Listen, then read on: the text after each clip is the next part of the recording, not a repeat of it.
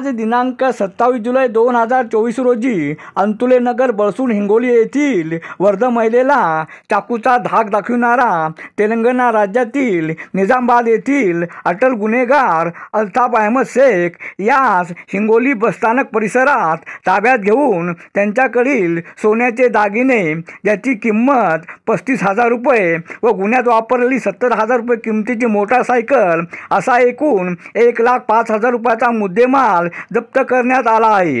ही कारवाई माननीय पोलीस अधीक्षक जी श्रीधर, अपर पोलीस अधीक्षक अर्चना पाटील यांच्या मार्गदर्शनाखाली पोलीस निरीक्षक विकास पाटील, पोलीस उपनिरीक्षक विक्रम युटिबोने, प्रेमदास चव्हाण, लिंबाजी वावळे, प्रशांत वाघमारे, शेख इरफान यांनी केली आहे।